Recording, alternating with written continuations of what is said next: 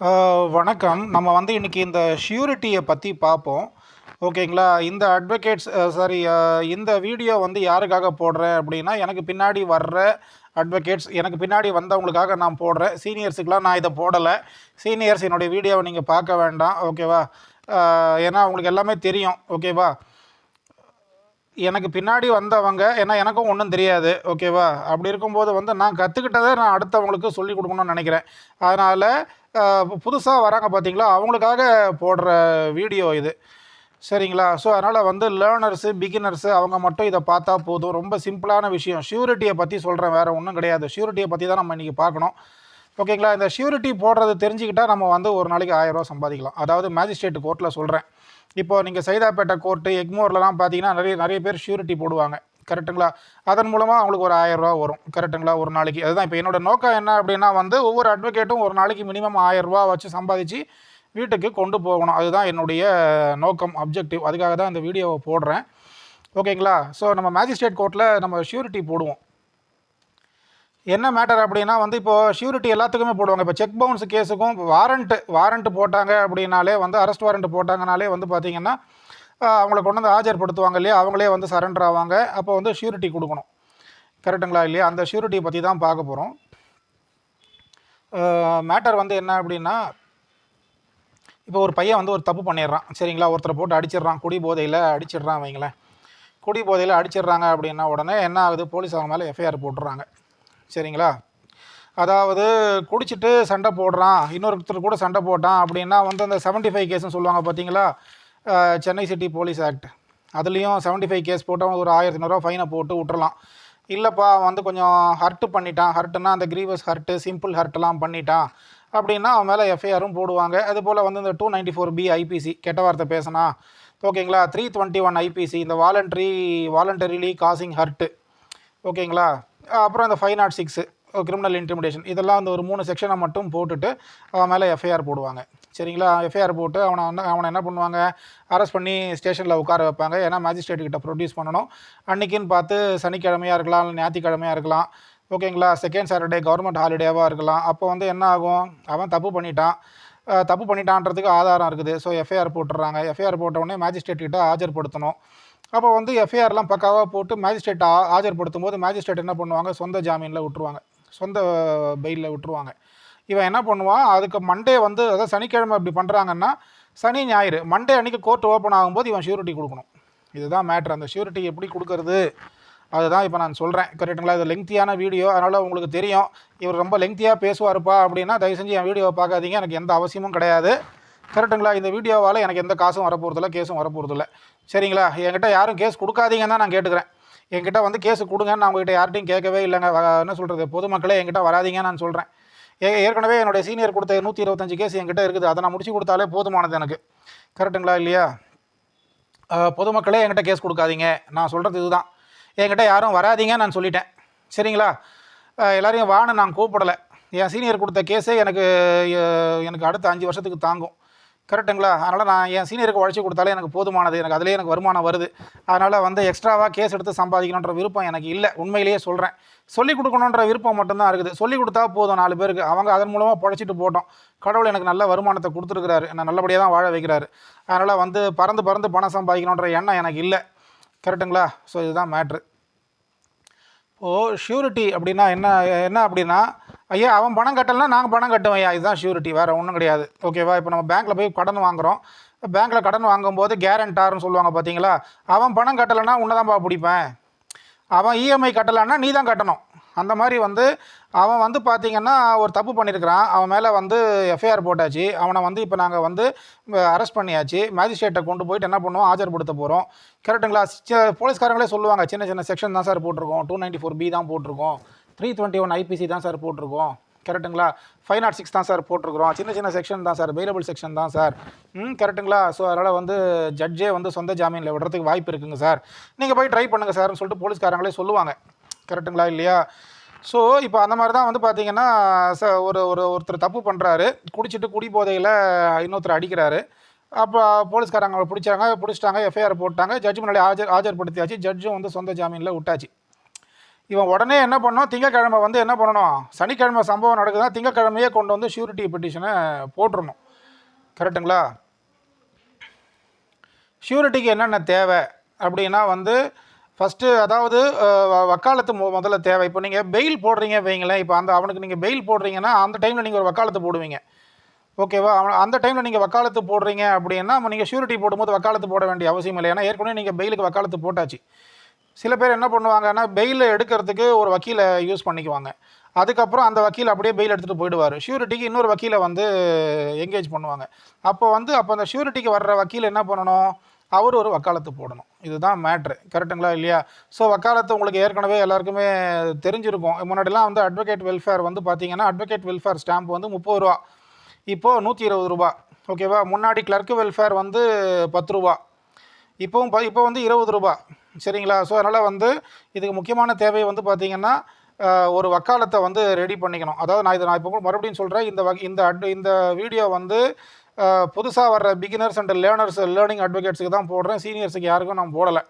சரிங்களா? நான் வந்து ஒரு சின்ன ஒரு மண், கரெக்டுங்களா? அவங்களாம் மலைங்க. நான் வந்து அவங்க பக்கத்தில் போய் நிற்கக்கூட நம்மளால் முடியாது. கரெக்டுங்களா? அதனால் வந்து தலை வணங்கி கேட்டுக்கிறேன், தயவு செஞ்சு வந்து என்னுடைய வீடியோவை பார்க்காதீங்க யாருமே. இது பாட்டு காற்றுல அப்படியே தொங்கிக்கிட்டு அலையட்டும். சரிங்களா? ஏன்னா நிறைய பேர் கழுவி ஊற்றிக்கிட்டு இருக்கீங்க. நிறைய பேருக்கு என் மேலே கோவம், ஆத்திரம், வெறி, காண்டு அதெல்லாம் இருக்குது என் மேலே. நான் நிறைய 500 கோடி 1000 கோடி சம்பாதிச்சு வீட்டில் வச்சுருக்கிறேன் பாருங்கள்.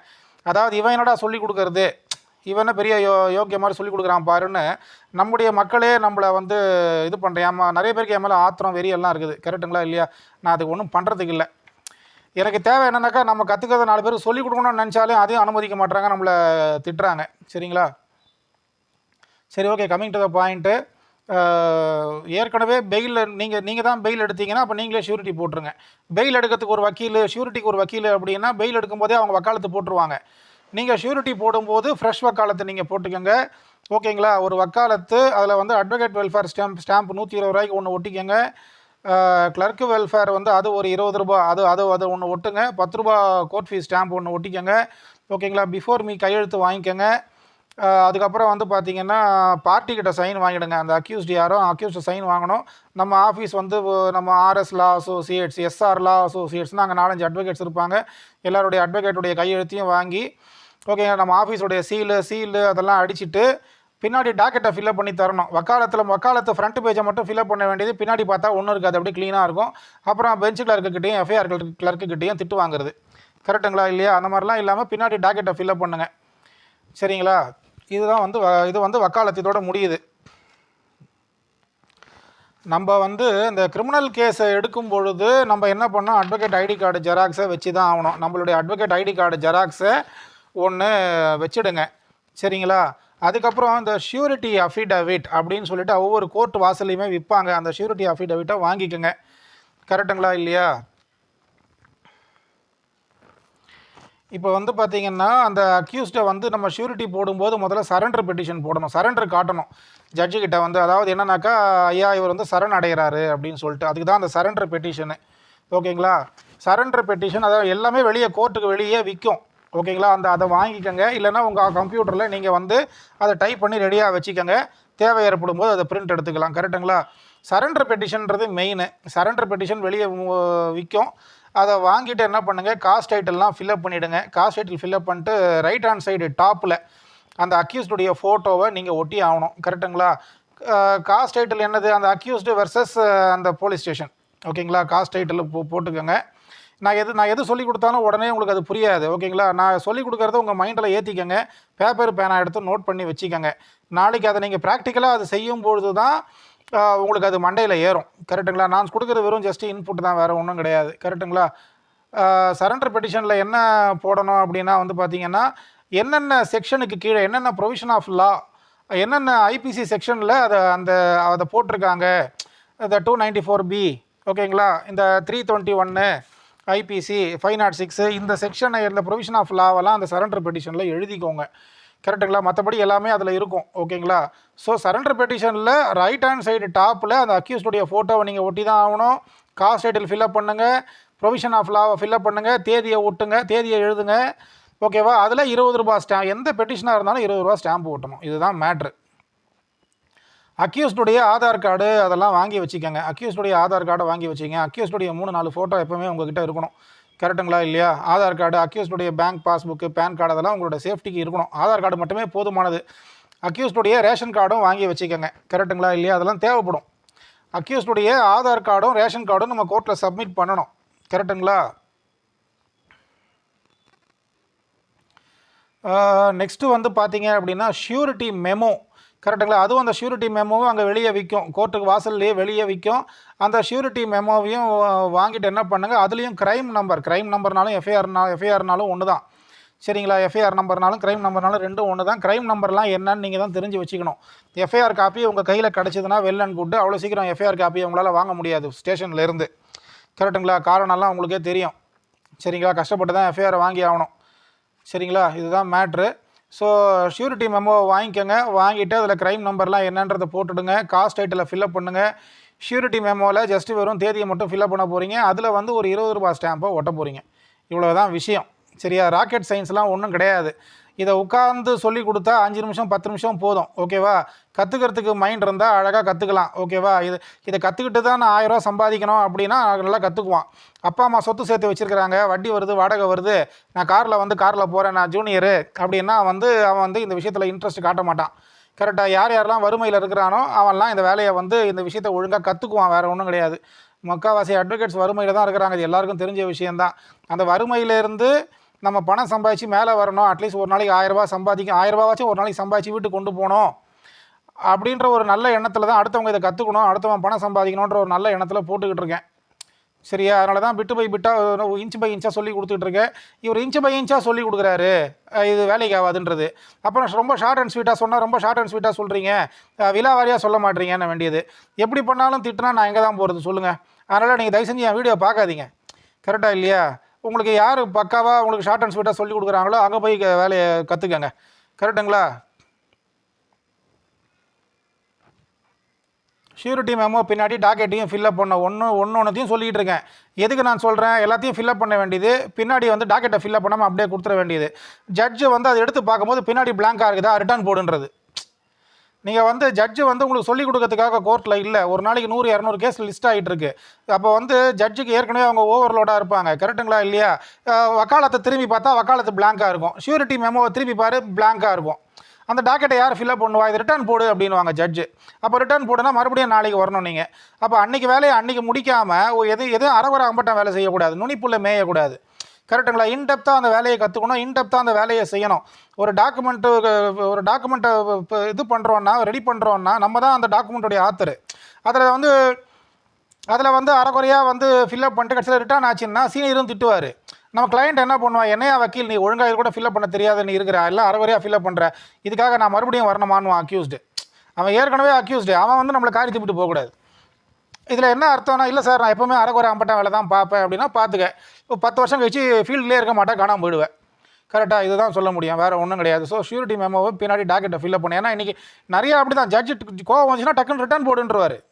இது கூட நீ ஒழுங்காக ஃபில்அப் பண்ண மாட்டியா, ஸ்டாம்ப் ஓட்ட மாட்டியா, ஒழுங்காக ஃபோட்டோ ஓட்ட மாட்டியா, என்னத்தை ஃபில்அப் பண்ணியிருக்க, ரிட்டர்ன் போடுன்றா என்ன பண்ணுவீங்க நீங்கள்? அதுக்காக தான் கண்ணும் கருத்துமாக பாருங்கள், உயிரை கொடுத்து வேலை பாரு அப்படிங்கிறது. இந்த உயிரை கொடுத்து நீ வேலை பார்த்தனா உனக்கு ஒரு நாளைக்கு 1000, கண்டிப்பாக அந்த ஷ்யூரிட்டியில் 2000-3000 ஃபீஸ் வாங்கிடலாம். கரெக்டாக?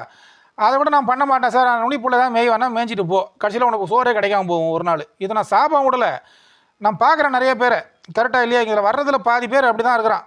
கரெக்டாக? யாரும் இங்கே உண்மையாக உத்தமமாக உயிரை கொடுத்து வேலை பார்க்கணுன்ற எண்ணம் எல்லாம் கிடையாது. ஏன்னா தானா எவனா செத்தான், இருமாட்டு மேலே மழை பெஞ்சுது, எனக்கு என்ன வந்துச்சு அப்படின்னு வேலை பார்த்தா பிரயோஜனம் கிடையாது.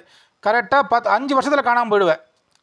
கரெக்டாக இல்லையா? இது மாதிரிலாம் இப்போ இருந்தாக்கா அதுதான் சொல்கிறது, வேறு ஒன்றும் இல்லை, அனுபவத்தில் சொல்கிறேன். ஷ்யூரிட்டி அஃபிடவிட்டை அதுவும் வெளியே விற்கும்ப்பா. ஷ்யூரிட்டி செட்டுன்னு கேட்டாலே கொடுத்துருவான்ப்பா கடைக்காரன். வெளியே கோர்ட்டுக்கு வெளியே விற்பாங்க. ஒரு ஷ்யூரிட்டி செட்டு கொடுங்கன்னு சொல்லிட்டு அவங்க கொடுப்பாங்க. ஓகேவா? அதே அந்த ஷ்யூரிட்டி அஃபிடவிட்டை வாங்கிக்கங்க. ஷ்யூரிட்டி யார்? ஜாமீன்தார். அதாவது ஜாமீன்தார், வேறு ஒன்றும் கிடையாது. ஓகேவா? ஷ்யூரிட்டினா என்ன அர்த்தம்? ஜாமீன்தார். ஒருத்தன் தப்பு பண்ணிட்டான், அவனுக்காக நான் ஜாமீன்தாரா, அவனுக்கு நான் ஜாமீன் கொடுக்குறேன். இதுதான் மேட்ரு, வேறு ஒன்றும் இல்லை. ஷ்யூரிட்டி அஃபிடவிட்டை வாங்குங்க. எஃப்ஐஆர் க்ரைம் நம்பரை ஃபில்அப் பண்ணுங்கள். ஓகேவா? அந்த ஷ்யூரிட்டி கொடுக்கும் நபர் இருக்கார் பார்த்தீங்களா, ஜாமீன்தாருடைய ஃபோட்டோவை ரைட் ஹேண்ட் சைடு டாப்பில் ஒட்டுங்க. காஸ்ட் டைட்டில் ஃபில்அப் பண்ணுங்க. சரியா? அக்யூஸ்ட் யாரோ அக்யூஸ்டோட பேர், அப்பா பேர், ஆதார் நம்பர் அதில் எழுதணும். ஓகேவா? யார் வந்து ஷூரிட்டி கொடுக்குறீங்களோ அந்த ஷூரிட்டி கொடுக்குறவரோட பேர், அப்பா பேர் அதில் ஃபில்அப் பண்ணணும். சரிங்களா? அதில் வந்து பார்த்தீங்க அப்படின்னா வந்து ஷூரிட்டி கொடுக்குறவங்களுடைய ஆதார் கார்டு, ஷூரிட்டி கொடுக்குறவங்களுடைய ரேஷன் கார்டு, ஷூரிட்டி கொடுக்குறவங்களுடைய பேங்க் பாஸ்புக்கு, அதனுடைய ஃப்ரண்ட் பேஜ், சரிங்களா? இதெல்லாம் வந்து ஒரு ஜெராக்ஸ் வாங்கி வைக்கணும். 1க்கு 2 ஜெராக்ஸ் வாங்கி வச்சுக்கோங்க. ஓகேவா? ஒரு ஜெராக்ஸ் கோர்ட்டுக்கு கொடுப்போம், மீதி ஒரு ஜெராக்ஸ் நம்ம கட்டில் இருக்கட்டும் நமக்கு சேஃப்டிக்கு. கரெக்டுங்களா இல்லையா? அதாவது என்னன்னாக்கா நம்ம I beg to offer myself as surety அந்த ஃபார்மில் வருது, அதை தான் படிக்கிறேன், வேறு ஒன்றும் இல்லை. அந்த ஃபார்மில் வந்து பார்த்தீங்கன்னா என்ன சொல்கிறது, இதில் வந்து who has been ordered to be released on fail இந்த சம் ஆஃப் ருபீஸ் 10,000 அப்படின்னு, அது இந்த சம் ஆஃப் அந்த பிளாங்க் அதான் அந்த இடத்துல நீங்கள் 10,000 ஃபில்அப் பண்ணிக்கணும். கரெக்டுங்களா? அதாவது உங்கள் ரேஷன் கார்டு அதுக்கு வேல்யூ 10,000 ரூபா தான். சரியா? அதுதான் அதனுடைய அர்த்தம். சரிங்களா? ஸோ அந்த ஷூரிட்டி அஃபிடவிட்டை வாங்குறீங்க, ரைட் ஹேண்ட் சைடு டாப்பில் யார் ஷூரிட்டி கொடுக்குறாங்களோ அந்த ஜாமீன்தாருடைய ஃபோட்டோவை ஒட்டுறீங்க. ஓகேங்களா? ஜாமீன்தாருடைய ஆதார் கார்டு, ரேஷன் கார்டை வாங்கி பாக்கெட்டில் போட்டுக்கிறீங்க. வாங்கி கட்டில் எடுத்து வைக்கணும். 1க்கு 2 ஜெராக்ஸ் வாங்கணும். 10,000 ரூபான்னு அதில் ஃபில்அப் பண்ண அந்த அப்ளிகேஷன் ஃபார்மை எடுத்து பார்த்தா அதில் வந்து டேஷ் போட்டிருக்கோம், அதில் 10,000 ஃபில்அப் பண்ணிக்கணும். வேறு ஒன்றும் கிடையாது. அந்த ஆதார் கார்டில் என்ன அட்ரஸ் இருக்குதோ அதை வாங்கி அப்படியே எழுத போகிறீங்க. ஜாமீன்தாருடைய பேர், அவங்க அப்பா பேர், அவங்க வீட்டு அட்ரஸ்ஸு அதை எழுத போகிறீங்க. அவரோட ஆதார் நம்பர் என்ன, அவரோட செல் நம்பர் என்ன, அவர் என்ன வேலை பார்க்குறாரு, என்ன சம்பாதிக்கிறாரு, இதைத்தான் நீங்கள் எழுத போகிறீங்க. எல்லாம் சொந்த வீட்டில் இருந்தாலும் நான் வாடகை வீட்டில் தான் இருக்கிறேன்னு அதில் எழுதுவோம். கரெக்டுங்களா இல்லையா? ஆக்சுவலி அவர் சொந்த வீட்டில் இருந்தால் சொந்த வீடுன்னு எழுதுங்க, அவர் வாடகை வீட்டில் இருந்தால் வாடகை வீடுன்னு எழுதுங்க. உனக்கு எத்தனை வருஷமாக தெரியும் அவரை? எனக்கு 10 வருஷமாக தெரியும். அப்போ 10 வருஷமாக தெரியும்னு எழுதுங்க. நண்பர்கள் ஜாமீன் கொடுக்கறதை விட சொந்தக்காரங்க ஜாமீன் கொடுக்கறது தான் கோர்ட்டு வந்து ஏற்றுக்கும். கரெக்டாக இல்லையா? நான் அண்ணன் பையன், தம்பி பையன், மாமன் பையன், மச்சான் பையன், பெரியப்பா பையன், சித்தப்பா பையன், என்ன உறவு முறையோ அதில் எழுதுங்க. இவ்வளோ தான் விஷயம். அது ஓகேவா? இதில் வந்து என்னன்னாக்கா அதில் வந்து அந்த பார்ட்டியோட அந்த ஜாமீன் கொடுக்குறவருடைய கையெழுத்தை வாங்கிக்கோங்க. கரெக்டுங்களா? இது எல்லாமே வந்து பார்த்தீங்கன்னா ராக்கெட் சயின்ஸே கிடையாது. ஒரு 1000 ரூபா சம்பாதிக்கிறது வழி சொல்லிட்டு இருக்கேன் ஒரு நாளைக்கு, வேறு ஒன்றும் கிடையாது. இதெல்லாம் ஒரு விஷயம்னு வீடியோவில் சொல்கிறான் பாரு, இவன் பேர் வாங்குறான் பாரு. என் வீடியோவை 1 கோடி பேர் பார்த்துட்டாங்க பாருங்கள். என் வீடியோவை 10 பேர் கூட பார்க்க மாட்டான். எனக்கு பார்க்கணுன்ற ஆசையும் கிடையாது. நீ பார்த்தா பாரு, பார்க்கலனா போ. அதை பற்றி மேட்ரு கிடையாது. இங்கே வாழ்ந்தாலும் வேசும் தாழ்ந்தாலும் வேசும் வையகம் இதுதானடான்ற மாதிரி இதெல்லாம் ஒரு மேட்ரு. இதை போய் வீடியோ போட்டு சொல்லி நிற்கிறான் பாரு பைத்தியக்கார பையன் அப்படின்றீங்க. அப்படி தான் என் காது பட பேசுகிறாங்க கோர்ட்டில். கரெக்டுங்களா? நம்ம வரும்போது அப்படி நக்கலாக ஒரு சிரிப்பு சிரிக்கிறது. இங்கே சொல்லிக் கொடுக்கறதுக்கு யாருக்கும் மனசு கிடையாது. சொல்லிக் கொடுக்குறவனையும் வந்து திட்டுறது, கேவலப்படுத்துறது, இதெல்லாம் பண்ணுறீங்க. சரி பண்ணிட்டு போங்க. என்னால் ஒரு 4 பேருக்கு பாடம் சொல்லிக் கொடுக்க முடியும், உங்களால் என்னை திட்ட தான் முடியும், வேறு ஒன்றும் முடியாது. உங்களால் எதையும் உருவாக்க முடியாது. நான் எல்லாரையும் சொல்லலை. இந்த மாதிரி அனாவசியமாக வந்து திட்டுறது என் மேலே ஒரு காண்டு வெறி. என்னத்தை நீங்கள் வாரின்னு போக போகிறீங்களா? என்னத்தை நான் வாரின்னு போக போகிறேன்? ஒன்றும் கிடையாது. நீங்களும் சாவ தான் போகிறீங்க, நானும் சாவ தான் போகிறேன். கரெக்டாக இல்லையா? நான் இருக்கும்போது 4 பேர் சொல்லிக் கொடுக்கணும்னு நினைக்கிறேன். அது வந்து மக்களுக்கு வந்து என்ன ஆகுது, எரிச்சலை உண்டாகுது. அதான் என்னோட வக்கீல் சமூகத்தை தான் நான் சொல்லிகிட்டு இருக்கேன். கரெக்டுங்களா? அந்த ஷூரிட்டி அஃபிடவிட்டில் ஃப்ரண்ட் பேஜ்லேயும் அவர்கிட்ட கையெழுத்து வாங்குங்க, ஜாமீன்தார்கிட்ட. ஓகேவா? பின்னாடி பேஜ்லேயும் எதுவுமே ஃபில்அப் பண்ணுறதுக்குலாம் ஒன்றும் கிடையாது. எல்லாம் டேஷ்னு போட வேண்டியது தான்.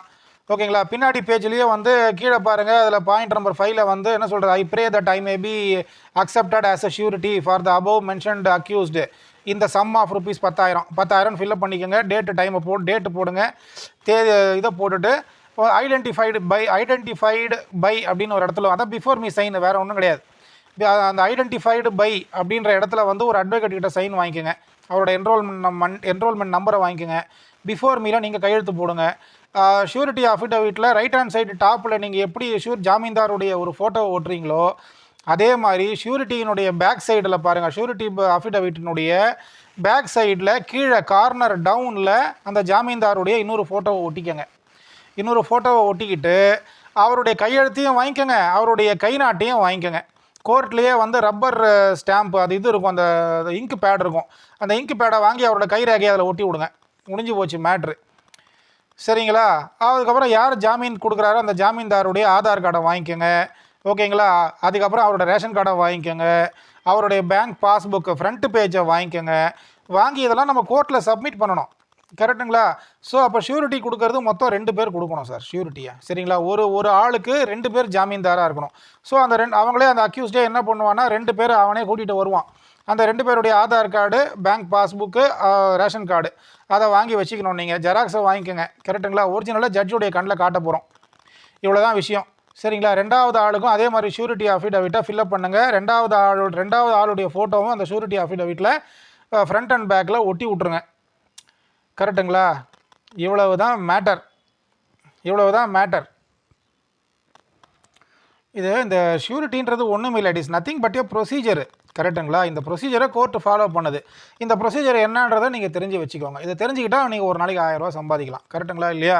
நிறைய பேரை நான் பார்க்குறேன், ஷூரிட்டி, வாரண்ட் ரீகாலு, மெமராண்டமு, ஓகேவா, இதை வச்சே சுற்றிட்டு இருக்க வேண்டியது கோர்ட்டில். வேறு எதுவுமே கற்றுக்கிறது இல்லை, வேறு எதையும் தெரிஞ்சுக்கிறதுக்கு விருப்பம் கிடையாது. கடைசி வரைக்கும் ஷூரிட்டி, வாரண்ட்டு ரீகாலு இப்படியே தான் உட்காந்துருக்க வேண்டியது. கரெக்டுங்களா? அப்புறம் நீங்கள் எப்படி, நான் நிறைய பேரை பார்க்குறேன். நான் என்ன பண்ணுறான்னா, எப்போ பார்த்தாலும் ஷூரிட்டி, எப்போ பார்த்தாலும் வாரண்ட் ரீகால், ஒரு மெமராண்டம், ஒரு பெயில் வக்காலத்து, வேறு என்ன தெரியும், வேறு ஒன்றும் தெரியாது. இப்படியே சுற்றி சுற்றி வந்தால் கடைசியில் வந்து செக்கு மாடு தான். கரெக்டாக இல்லையா? இதுலேயே எனக்கு பணம் சம்பாதிச்சிருவேன், இதுலேயே பணம் சம்பாதிச்சிருவேன்னா இதில் நீ சம்பாதிக்க போகிறது மிஞ்சி போனால் ஒரு 1000 2000, ஓகேவா? நீ என்றைக்கு பெரிய கேஸ் எடுத்து பெரிய காசு சம்பாதிக்க போகிற? இதுதான் கேள்வி. அதாவது இப்போ ஒரு கோர்ட்டில் வந்து நம்ம என்ன பண்ணுறோம் அப்படின்னா வந்து, கோர்ட்டில் ஜட்ஜு வந்து அன்றைக்கின்னு பார்த்து லீவு போடுறாங்க. ஃபார் எக்ஸாம்பிள் மண்டே அவங்க லீவு போடுறாங்க அப்படின்னா வந்து டப்புன்னு கன்ஃபியூஸ் ஆகக்கூடாது, பயப்படக்கூடாது, ஓகேவா? டக்குன்னு பதற்றம் அடைய வேண்டாம். என்ன சொல்கிறது, இந்தாப்பா அந்த ஷூரிட்டி போட்டிருப்பான் தான் சீனியர் சொல்லுவார், அதுக்கு மேலே என்ன பண்ணோம் ஏது பண்ணோன்னெலாம் சொல்ல மாட்டாங்க. கரெக்டுங்களா இல்லையா? ஸோ அப்போ வந்து ஐயோ ஜட்ஜு லீவ் ஆகிடுச்சு அப்படின்னு சொல்லிட்டு அப்படியே விட்டு வந்துடக்கூடாது. ஜட்ஜு லீவுனா அந்த கோர்ட்டுடைய ஜட்ஜு லீவு, இன்சார்ஜ் ஜட்ஜுன்னு யாராவது ஒருத்தங்க இருப்பாங்க. அந்த பெஞ்சு கிளர்க்கிட்ட கேட்டிங்கனாலே அவங்க சொல்லுவாங்க, சார் நீங்கள் ஜட்ஜு லீவுனா இன்சார்ஜ் ஜட்ஜுக்கிட்டே இந்த கேஸை எடுத்துகிட்டு போங்க அப்படின்னு நீங்கள் சொன்னீங்கன்னா இன்சார்ஜ் ஜட்ஜுக்கிட்ட அவங்க கேஸை எடுத்துகிட்டு போவாங்க. நீங்கள் வந்து இந்த ஷூரிட்டி வந்து ஜட்ஜு லீவு, அதனால் வந்து நாளைக்கு போட்டுக்கலாம்னு சொல்லிட்டு ரிட்டர்ன் வந்துடக்கூடாது, கிளையண்ட் அமுச்சு விட்றக்கூடாது. இன்னொரு இன்சார்ஜ் ஜட்ஜுக்கிட்ட போயிட்டு அந்த கேஸை ரெப்ரசென்ட் பண்ணி அந்த ஷூரிட்டி வேலையை அன்றைக்கே முடிச்சு அன்றைக்கே ஃபீஸை வாங்குறதுக்கு வழியை பார்க்கணும். கரெக்டாக இல்லையா? 10 வாட்டி அவன் அக்யூஸ் தான் இல்லைன்னு சொல்ல, ஆனால் அவங்களோட கிளையண்ட் ஆச்சே. 10 வாட்டி நீங்கள் அவனை அலைய விட்டிங்கன்னா அவன் என்ன சொல்லுவான், அன்ஃபிட் அட்வொகேட்டுன்றான். கரெக்டுங்களா இல்லையா? இதுதான் மேட்ரு. அதுக்கப்புறம் எந்த ஒரு விஷயத்தையுமே அவசரமாக வந்து காலையிலேயே பண்ணிகிட்டு இருக்காதீங்க. இப்போ ஓகே, இப்போ நான் சொன்னது தான் ப்ரொசீஜர், நான் சொல்கிறது தான் ப்ரொசீஜர், இதை அப்படியே ஃபாலோ பண்ணு. இப்போ நான் சொல்கிற பாயிண்டெல்லாம் அப்படியே எடுத்து ஒரு பேப்பர் நான் எடுத்து அப்படியே எழுதிக்கிட்டே வந்தீங்கன்னா இது பண்ணணும்னு தெரிஞ்சிடும். கரெக்டாக அதை அப்படியே ஃபாலோ பண்ணுங்கள். வேலை முடிஞ்சு போச்சு. வேறு யார்ட்டையும் போய் நீங்கள் கையேந்தி நிற்க வேண்டிய அவசியம் கிடையாது. இந்த வக்கீல் சொல்லி தருவாரா, அந்த வக்கீல் சொல்லி தருவாரா, இவர் கேட்டால் சொல்லி தர மாட்டாரு, அவர் கேட்டால் டவுட் சொல்ல மாட்டாரு, பெஞ்சு கிளர்க்கு நம்மளை காரி துப்புறாரு, ரெக்கார்ட் கிளர்க்கு நம்மளை மேலேயும் கீழேயும் பார்க்குறாரு, எஃப்ஐஆர் கிளர்க்கு வந்து பார்த்தாக்கா நம்மளை வந்து மதிக்க கூட மாட்டாரு. ஏன்னா நம்ம போய் வந்து ஐயா சாமின்னு போய் ஒரு டவுட்டு கேட்டோம்னா யாரும் நம்மளை மதிக்க மாட்டாங்க. கரெக்டாக? அதுக்கு தான் நீ போய் யார்கிட்டையும் கேட்கக்கூடாது, நீ எங்கேயும் போய் கையேந்தக்கூடாதுன்னு தான் நான் வீடியோவே போட்டுக்கிட்டு இருக்கேன். கடைசியில் பார்த்தா நீங்கள் எனக்கு காரி தான் துப்புறீங்க. அதான் எனக்கு மனசு வருத்தமாக இருக்குது. சரி ஓகே, நபிகள் நாயகத்தையும் கல்லை விட்டு தான் அடித்தாங்க, ஆண்டவரையும் வந்து என்ன பண்ணாங்கன்னா சிலுவையில் குத்தி சாவடிச்சாங்க. கரெக்டாக? இது மாதிரி இப்போ நம்ம நல்லது நன்மையை பண்ணிட்டு போவோம். கரெக்டாக இல்லையா? நீங்கள் என்ன வேணால் பேசிங்க, அது போய் நம்ம கவலை கிடையாது. சரியா? ஜட்ஜு லீவு போடுறாங்க அப்படின்னா வந்து ஜட்ஜு நாளைக்கு லீவு போடுறாங்கன்றதை இன்றைக்கே வந்து பெஞ்சு கிளர்க்கிட்டலாம் சொல்ல மாட்டாங்க. காலையில் 10:15 மணிக்கு தான் பெஞ்சு கிளர்க்குக்கே தெரிய வரும். 10:15 மணி 10:25 தான் பெஞ்சு கிளர்க்குக்கே தெரிய வரும். கரெக்டுங்களா இல்லையா? ஸோ அப்போ வந்து காலையில் இப்போ நீங்கள் எல்லாத்தையும் இப்போ நான் சொன்னதெல்லாம் நீங்கள் அழகாக ரெடி பண்ணிடணும். நான் சொன்னதையெல்லாம் நீங்கள் அழகாக ரெடி பண்ணிவிட்டு, ஓகேவா, முதல்ல அந்த அக்யூஸ்டை முதல்ல ஆஃபீஸுக்கு கூப்பிட்றணும். அக்யூஸ்டு பர்சன் நீ ஆஃபீஸுக்கு வந்துரு, ஜாமீன்தார்ஸ் 2 பேரும் ஆஃபீஸ்க்கு வந்துடுங்க. ஆஃபீஸ்க்கு வந்து எல்லா டாக்குமெண்ட்டையும் இப்போயே கொடுத்துருங்க. ஓகேவா? நாளைக்கு காலைல 10 மணிக்கு கொடுக்குறேன், 10:15 மணிக்கு கொடுக்குறேன், 10:25 கொடுக்குறேன். அவன் அப்போ தான் பஸ்ஸு லேட் ஆகும், அவன் வண்டி அப்போ தான் பஞ்சர் ஆகும். அக்யூஸ்டு வந்துடுவான், ஜாமீன்தார் வரமாட்டான். ஓகேவா? ஜாமீன்தார் வந்து வரும்போது ஃபோட்டோ எடுத்துன்னு வராமல் வருவான். ஆதார் கார்டு வந்து எடுத்துகிட்டு வந்துட்டேன் சார், ஆனால் பேங்க் பாஸ்புக்கை மறந்துட்டு வந்துட்டேன் சார்னுவான். 1008 கதை சொல்லுவான். நமக்கு அப்போ கோவம் தான் வரும். கரெக்டுங்களா? ஏன்னா நம்மளுடைய கண் பார்வைக்கு நமக்கு வந்து அவன் கிளையண்ட்டு, ஆனால் அந்த அக்யூஸ்டோ ஜாமீன்தாரோ அவங்க வந்து பார்த்திங்கன்னா கோர்ட்டை வந்து ஒரு பொருட்டாகவே மதிக்க மாட்டாங்க. அவங்க என்றைக்கு ஜெயிலில் போய் அடி வாங்குறாங்களோ, என்றைக்கு போலீஸ்காரங்க கிட்ட வந்து நல்ல அடி வாங்குறாங்களோ, முட்டிலையும் பட்டக்ஸ்லையும் அடித்தாதான் அவங்களுக்கு புத்தி வரும். அப்படி அடிச்சும் திருந்தாதது நிறையா இருக்குது. கரெக்டாக இல்லையா? நம்மளை வந்து டென்ஷன் பண்ணிட்டு உட்காந்துட்டு இருப்பான். ஆதார் கார்டை ஒழுங்காக கொண்டு வர மாட்டான், சார் ஆதார் கார்டு எடுத்துன்னு வந்துட்டேன், போய் ஜெராக்ஸ் எடுத்துன்னு வந்துடுறான்னுவான். ஜட்ஜ் அங்கே 10:30 மணிக்கு உட்காந்துருவார். நம்ம வந்து காலைல இப்போ மார்னிங் பிராதுலேயே கொடுத்தாகணும் எல்லாத்தையும். அப்போ வந்து அந்த நேரத்தில் வந்து நம்ம வந்து 9 மணிக்கு கோர்ட்டுக்கு வந்தால் 9:30 மணிக்கு வருவோம். அப்படியே அடித்து அப்படியே பொறுமையாக வருவோம். அப்பான்னு பார்த்து ஒருத்தங்க டிவி போட்டு பார்த்துட்டு இருப்போம். நம்ம என்ன பண்ணுவோம், கேஸை விட்டு டிவி பார்க்க போயிடுவோம். கரெக்டுங்களா? அதனால தான் சொல்கிறேன், முதல்லையே நம்ம என்ன பண்ணோம், இது அத்தனையும் எப்போ நம்ம வந்து ஒரு ப்ரொஃபஷ்னல் அட்வொகேட்டாக நம்ம வந்து டீல் பண்ணணும். கரெக்டாக இல்லையா? அதனால் வந்து அக்யூஸ்டு முதல்லையே ஆஃபீஸுக்கு கூப்பிட்ருங்க. ஜாமீன்தார்ஸ்லாம் முதல்லையே ஆஃபீஸுக்கு வந்துடணும். என்னென்ன டாக்குமெண்ட்டோ எல்லா டாக்குமெண்ட்டையும் நாளே 2 நாள் முன்னாடியே கொடுத்துட்டு போயிடு. நாளே கொடுத்துரு. நான் எல்லாத்தையும் ரெடி பண்ணி வச்சிடணும். கரெக்டாக காலைல வந்தோமா கவுனம் மாட்டோமா கோர்ட்டில் போய் ப்ராது டைமில் கொடுத்தோமான்னு இருக்கணும். அதை விட்டு அந்த நேரத்தில் உட்காந்து சுட சுட தோசை பண்ணுறேன், சுட சுட பரோட்டா போடுறேன்னு போட்டுன்னு இருக்கக்கூடாது.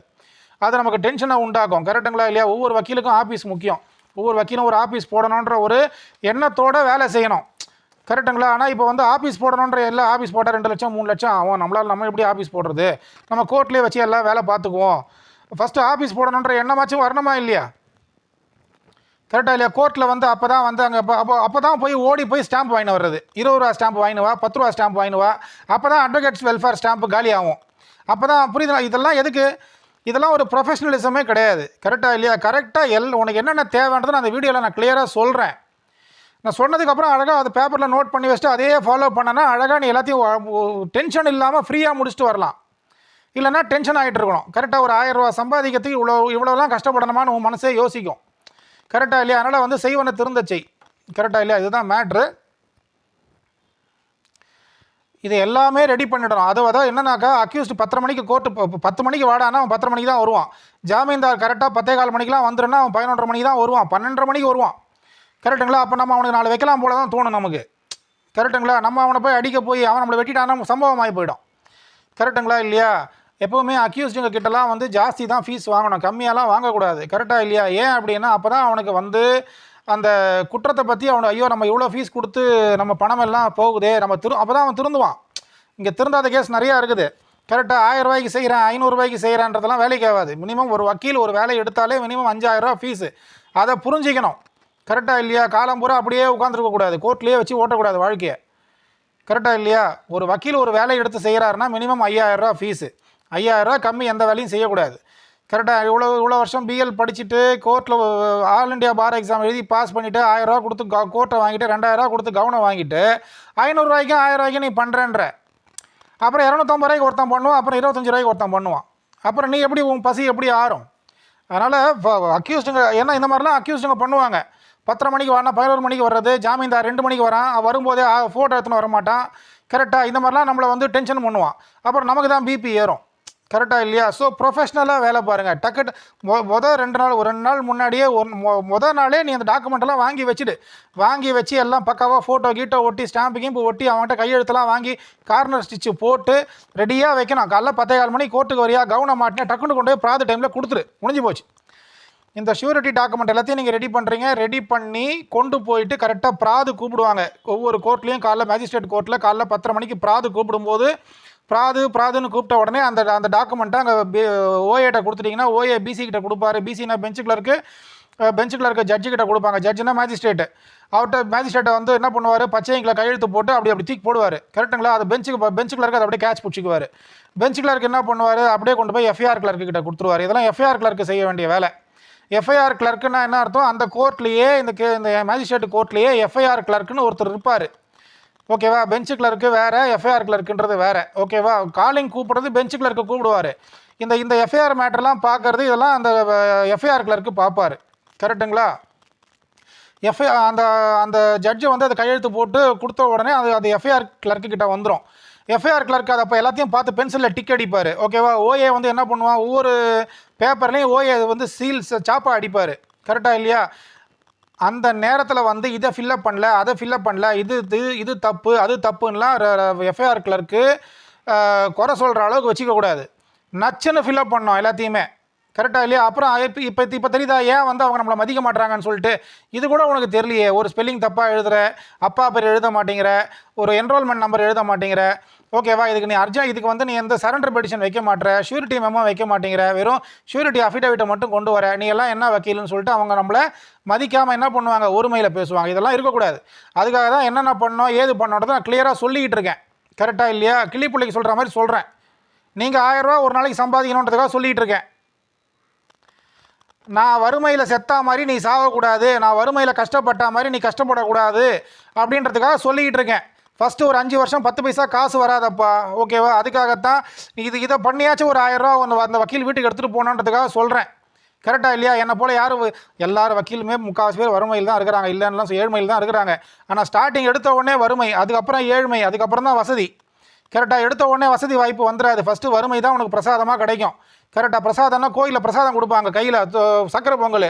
வக்கீல் தொழிலில் வந்து பிரசாதம் வறுமை தான் உனக்கு பிரசாதம். வறுமைனா வெறும் கையோட தான் வீட்டுக்கு போவேன்னு அர்த்தம். நீ வெறும் கையோட வீட்டுக்கு போகாமல் ஒரு நாளைக்கு 1000 ரூபா சம்பாதிச்சுட்டு போனான் தான் இதை இவ்வளோ சொல்லிக்கிட்டு இருக்கேன் நான். விலைக்கு சொல்லிகிட்டு இருக்கேன். என்னை போல் உலகத்தில் எவனும் சொல்ல மாட்டான் விலைக்கு. இதை எஃப்ஐஆர் கிளர்க்கிட்ட கொண்டு போய் அந்த அந்த பஞ்சு சேர்ந்துடும். நீங்கள் கார்னர் ஸ்டிச்செலாம் போட்டு, இப்போ நான் சொன்ன டாக்குமெண்ட் எல்லாத்தையும் கார்னர் ஸ்டிச்சு போட்டு அது அப்படியே எஃப்ஐஆர் கிளர்க்கிட்ட வந்துடும். எஃப்ஐஆர் கிளர்க் அதை பார்த்துட்டு, சார் நீங்கள் எல்லா டாக்குமெண்ட்டையும் பர்ஃபெக்டாக வச்சுருக்கிறீங்க சார், ஓகேங்களா, 10:30 to 11:30 காலிங்கு, அதுக்கப்புறம் எக்ஸ்பார்ட்டி எவிடன்ஸு, அதுக்கப்புறம் கிராஸு, அதுக்கப்புறம் ஆர்குமெண்ட்டு, ஓகேவா, இதெல்லாம் வரும். அதுக்கப்புறம் ஒரு மதியம் ஒரு 2 மணிக்கா ஆஃப்டர் லஞ்சு ஜட்ஜ் அம்மா கூப்பிடுவாங்க, சார் நீங்கள் வந்து ஷூரிட்டி எக்ஸிபிட் பண்ணுங்கள் அப்படின்வாங்க. அப்போ வந்து நம்ம என்ன பண்ணோம், பசங்களுக்கு சொல்லி கொடுத்துடணும். கரெக்டாக இல்லையா? அப்பா நீ போய் அந்த குற்றவாளிக்கு உண்டு, ஜட்ஜுக்கு ஆப்போசிட்டில் குற்றவாளிக்கு உண்டு இருக்கும், அங்கே போய் நில்லுப்பா அப்படின்னு அந்த அக்யூஸ்டுக்கிட்ட சொல்லணும். நான் ஓகேவா, அந்த அக்யூஸ்டுக்கு எதுவும் மைண்டில் ஏறாது, அவனே அக்யூஸ்டு, ஓகேவா, அவன் மைண்டு வேறு மாதிரி தான் ஒர்க் ஆகும். நம்ம தான் அவன்கிட்ட அழகாக சொல்லி ஜட்ஜுக்கு எதிர்க்க ஒரு கூண்டு ஒன்று இருக்கும், அதுதான் குற்றவாளி கூண்டு, அங்கே போய் நில்லு. எப்பா நீ வந்து ஜாமீன்தார், நீ வந்து ஜட்ஜோட முன்னாடி போய் நில்லு, ஜட்ஜு உன்னை கேள்வி கேட்பாங்க, உன் பேர் என்ன, யாருக்கு நீ ஜாமீன் தர, எதுக்காக கோர்ட்டுக்கு வந்திருக்கிற, உன் பேர் என்ன, உன் வயசு என்ன, உன் அப்பா பேர் என்ன, எந்த இடத்துல குடியிருக்கிற, என்ன வியாபாரம் பண்ணுற, என்ன தொழில் பண்ணுற, எவ்வளோ சம்பாதிக்கிற, இந்த அக்யூஸ்டை உனக்கு தெரியுமா, அந்த அக்யூஸ்டு உனக்கு எந்த உறவு முறை, உன் ஃப்ரெண்டா இல்லை சொந்தக்காரனா, சரி எந்த வகையில் சொந்தம், இப்போ நீ எதுக்காக கோர்ட்டுக்கு வந்திருக்க, என்ன வழக்கு அப்படிலாம் கேட்பாங்க. இது ஹர்ட்டு கேஸுங்க, அப்படியா, சரி ஓகே, ஓகே நீ அவனுக்கு ஜாமீன் தரியா, ஓகே நான் தரேங்க, ஓகே ரைட், 2வது ஆளை கூப்பிடு, 2வது ஆளும் இதே தான், கரெக்டாக இல்லையா? அப்போ 2வது ஜட்ஜ் என்ன பண்ணுவார், ஃபஸ்ட்டு ஷூரிட்டியை கூப்பிடுவார், செகண்ட் ஷூரிட்டியை கூப்பிடுவார். அவங்க என்ன பண்ணணும், நீங்கள் உடனே அந்த அட்வொகேட்ஸ் வந்து அவங்களுடைய ஆதார் கார்டு, அந்த பேங்க் பாஸ்புக்கு இதையெல்லாம் வாங்கி ஜட்ஜுக்கிட்ட கொடுக்கணும். பிசிக்கிட்ட கொடுத்தா பிசி அதை பார்த்துட்டு பிசியே கூப்பிடுவார், ஓகேவா, பிசி எல்லா விஷயத்தையும் சொல்லுவார். அதுக்கப்புறம் இந்த 2 பேரையும் சர்டிஃபை 2 பேரும் வெரிஃபை பண்ணதுக்கப்புறம் 2 பேரையும் அமுச்சு விட்ருவாங்க, கரெக்டுங்களா? அந்த அக்யூஸ் வந்து அந்த கூண்டை விட்டு இறங்கிடணும். இதுதான் விஷயம். இது வந்து ஓப்பன் கோர்ட்லேயும் நடக்கும். ஆஃப்டர் லஞ்சுக்கு அப்புறம் கொஞ்சம் கோர்ட்டு காலியாக இருந்துச்சு வைங்களேன், ஜட்ஜ் என்ன பண்ணுவாங்க, அவங்க சேம்பர்லேயே வச்சு வேலையை முடிச்சு விட்ருவாங்க, சேம்பர்லேயே கூப்பிடுவாங்க, சேம்பர்லேயே வேலையை முடிச்சிருவாங்க. ஸோ ஓகேவா, இதுதான் விஷயம்.